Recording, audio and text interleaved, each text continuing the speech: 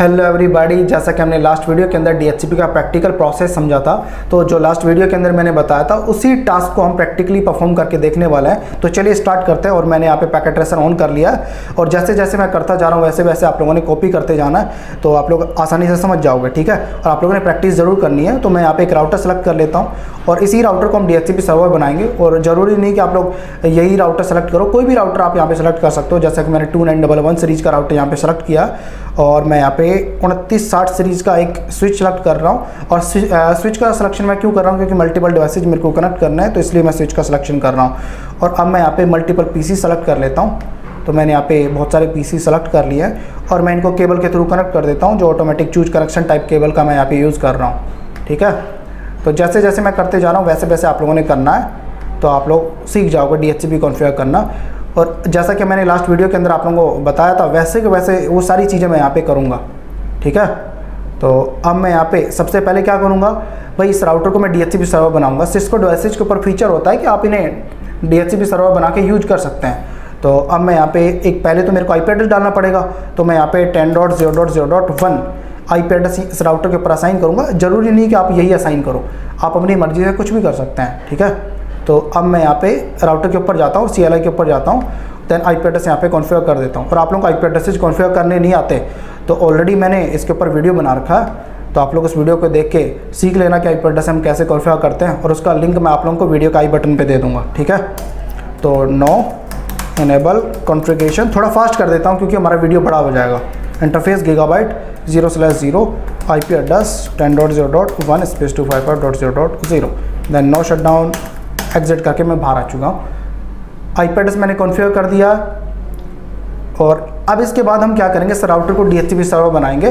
तो ये कमांड आप लोगों ने नोट डाउन कर लेना, कभी आप लोग भूल जाओ तो दोबारा से प्रैक्टिस करने जाओ तो आप उनको देख के याद कर सकते हैं। ठीक है, तो मैं राउटर को DHCP सर्वर बनाने के लिए कौन सी कमांड का यूज़ करते हैं तो वो टाइप करने जा रहा हूँ। तो राउटर को DHCP सर्वर बनाने के लिए IP DHCP पूल कमांड का यूज़ करते हैं और क्वेश्चन मार्क लगाता हूँ। और पूल का नाम आप कुछ भी दे के रख सकते हैं, जो मर्जी आप देना चाहें, लेकिन depend on situation. Real network की हम बात करें तो कुछ इस तरीके से दिया जाता है कि भाई हम बात करें लाइन नंबर 2, जो भी साइट्स होती हैं कंपनी की, तो उसके अकॉर्डिंग वहाँ पे असाइन करके रखते हैं। लेकिन आप लोग जो भी दे के रखना चाहते हैं वो दे के रख सकते हैं। तो मैं यहाँ पे ASD दे देता हूँ, या मान लो मैं क्रो दे देता हूँ, क्रो।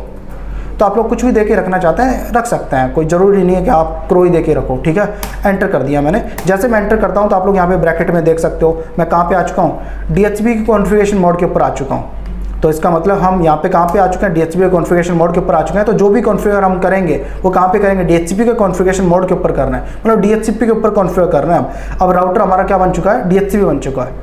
ठीक है, तो आप लोगों को नहीं पता कि भाई DHCP होता क्या, तो इसके ऊपर मैंने वीडियो पहले बना दिया है कि DHCP का यूज़ क्या होता है। तो उस फर्स्ट वीडियो को जरूर देख लीजिएगा, स्टेप बाय स्टेप आप लोगों ने वीडियोस देखना है, तब भी आप लोगों को समझ में आएंगे। ओके, तो अब नेटवर्क मैं यहाँ पे असाइन करूँगा। तो अब नेटवर्क यहाँ पे कौन सा चला हुआ है भाई, 10 का नेटवर्क चला हुआ है, तो यहाँ पे 10.0.0.0। अब मैं यहाँ पे 1 क्यों नहीं दे रहा भाई, 1 दे दूंगा तो होस्ट एड्रेस हो जाएगा ना। तो मैं यहाँ पे नेटवर्क असाइन कर रहा हूँ 255.0.0.0।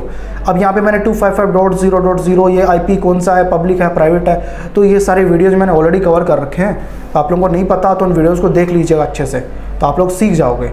ओके, तो अब मैं यहाँ पे राउटर के ऊपर नेटवर्क असाइन कर चुका हूँ, और मतलब DHCP सर्वर के ऊपर IP एड्रेस कॉन्फ़िगर कर चुका हूँ, नेटवर्क बता चुका हूँ। तो आप लोगों ने क्या करना है, अपने सिस्टम्स के ऊपर जाना है। और सिस्टम के ऊपर मैंने क्लिक किया, डेस्कटॉप के ऊपर क्लिक करता हूँ, IP कॉन्फ़िगरेशन के ऊपर मैं जाता हूँ और DHCP के ऊपर मैं क्लिक करता हूँ। तो देखो DHCP सर्वर द्वारा हमें एड्रेस असाइन हो जाएगा। तो यहाँ पे लिखा हुआ है ना, DHCP रिक्वेस्ट इज सक्सेसफुल, तो यहाँ पे एड्रेस आ गया 10.2। अब नेक्स्ट मशीन ओपन करता हूँ तो उसे क्या मिलेगा, 10.3। तो मैंने क्लिक किया, 10.3 आ गया DHCP रिक्वेस्ट इज सक्सेसफुल। तो नेक्स्ट मैसेज स्टार्ट करूंगा तो 10.4 मिलेगा। तो DHCP कुछ इसी सीक्वेंस में काम करता है ना, स्टेप बाय स्टेप चलता है DHCP 1 2 3 4 5 6 कुछ इस तरीके से IP एड्रेस असाइन करेगा। तो 10.4 मिल गया।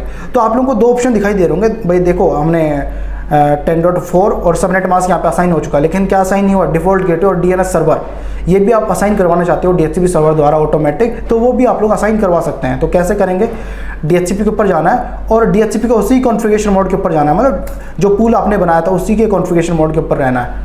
मतलब जो पूल हमने बनाया था क्रो वाला, ठीक है, क्योंकि जरूरी थोड़ा ना कि एक राउटर के ऊपर एक ही पूल हो, बहुत सारे मल्टीपल पूल हो सकते हैं जो डिफरेंट नेम से हो सकते हैं। लेकिन आपने 10 के नेटवर्क के लिए पूल नेम बना रखा है क्रो, तो आपको इसी पूल के ऊपर आना पड़ेगा। जैसे मैं एग्जिट करके मैं बाहर आ जाता हूँ, तो अब आप क्या चाहते हो कि भाई डिफ़ॉल्ट गेटवे यहाँ पे असाइन करवाना चाहते हो, DNS सर्वर एड्रेस असाइन करवाना चाहते हो, तो आपको कहाँ पे आना पड़ेगा, IP DHCP पूल, और पूल का नाम जो था क्रो, वही आप लोगों ने असाइन करना है, देन एंटर कर देना है। तो अगेन आप कहाँ पे आ जाओगे, DHCP कॉन्फ़िगरेशन मोड के ऊपर आ जाओगे और टैब करोगे DE, डिफ़ॉल्ट गेटवे के लिए DHCP सर्वर के ऊपर जो कमांड चलती है वो कमांड है डिफ़ॉल्ट राउटर।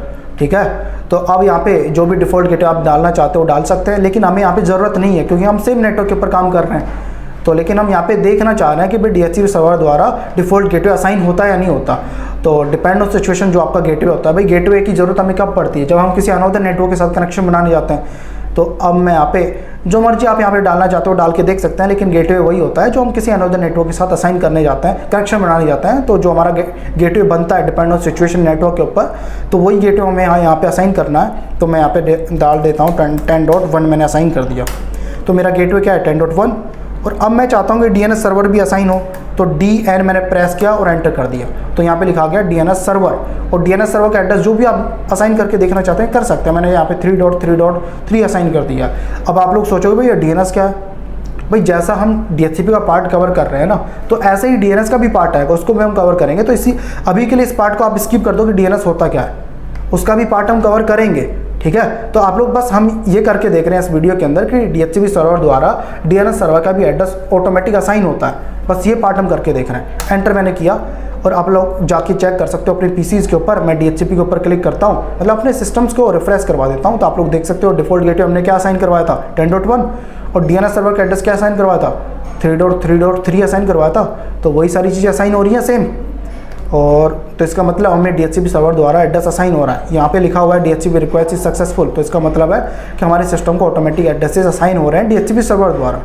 ओके, अब मैं क्लिक करता हूँ, तो यहाँ पे 3.3.3 हमारा इस 10.2 इसको मिला था, 10.3 इसको मिलेगा।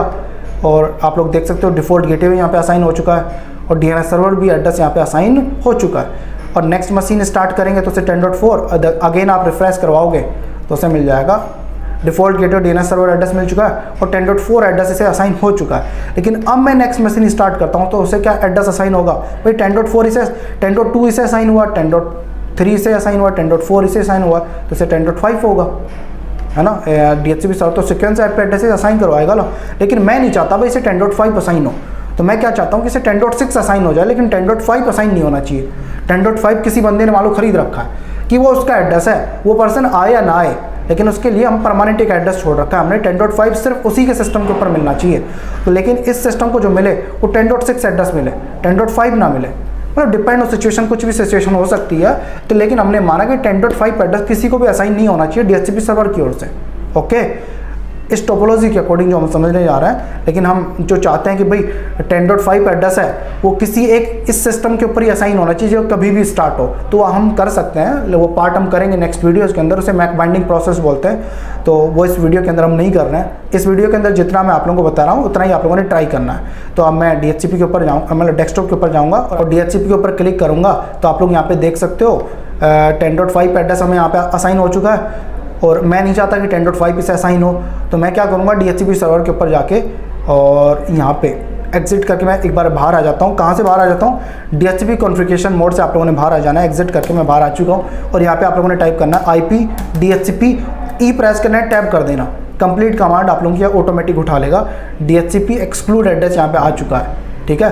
तो अब कौन से एड्रेस को आप एक्सक्लूड करना चाहते हैं, मतलब रिजर्व करना चाहते हैं, तो मैं 10.5 को रिजर्व करना चाहता हूँ, एंटर कर दिया मैंने।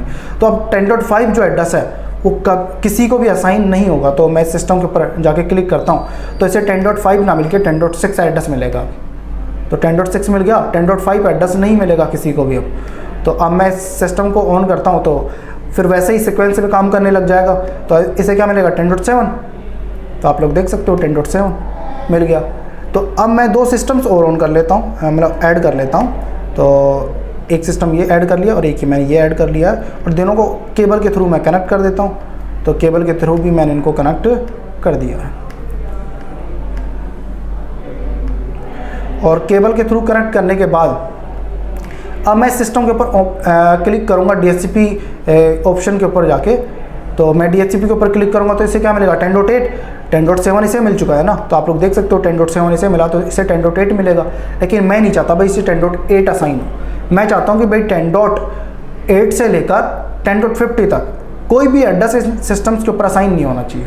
मतलब DHCP सर्वर द्वारा नेक्स्ट एड्रेस जो असाइन हो इसे 10.51 मिलना चाहिए, ना कि 10.8 से लेकर 50 तक कोई भी एड्रेस असाइन नहीं होना चाहिए। तो मतलब एक रेंज के अंदर आप एक्सक्लूड एड्रेस करना चाहते हैं, मतलब एक रेंज के अंदर एड्रेसेस को रिजर्व करना चाहते हैं कि वो किसी के ऊपर भी असाइन ना हो, जिसके ऊपर हम चाहते हैं उसी के ऊपर असाइन होनी चाहिए। तो वो आप कैसे करोगे, DHCP के ऊपर जाना है, तो मैं आप लोगों को दिखा भी देता हूँ एक बार।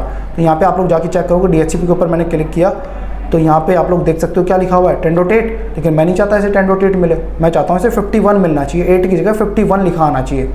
तो आप मल्टीपल IP एड्रेसेस को एक साथ कैसे एक्सक्लूड करेंगे, तो यहाँ पे तो मैंने एक एड्रेस को एक्सक्लूड किया है ना, तो आप मल्टीपल IP एड्रेसेस को भी सेम कर सकते हैं। IP DHCP एक्सक्लूड एड्रेस 10.0.0.8 से लेकर कहाँ तक स्पेस देना है आप लोगों ने, स्पेस देने के बाद 10.0.0.50 कर देना है, देन एंटर कर देना। और फिर अब आप जाके चेक करोगे तो अब आपके सिस्टम को क्या एड्रेस असाइन होगा, 51 असाइन होगा। तो मैं क्लिक करता हूँ, आ गया 51, और नेक्स्ट सिस्टम ओपन करूँगा तो इसे क्या असाइन होगा, भाई इसे असाइन होगा DHCP के ऊपर क्लिक किया 52, ठीक है, तो 52 एड्रेस इसे असाइन हो चुका है। तो कुछ इस तरीके से आप लोग DHCP बना के कुछ प्रैक्टिस कर सकते हैं। तो आप लोगों को स्टेप बाय स्टेप ऐसे करते जाना, और कुछ बेसिक कॉन्फ़िगरेशंस और दिखा देता हूं मैं।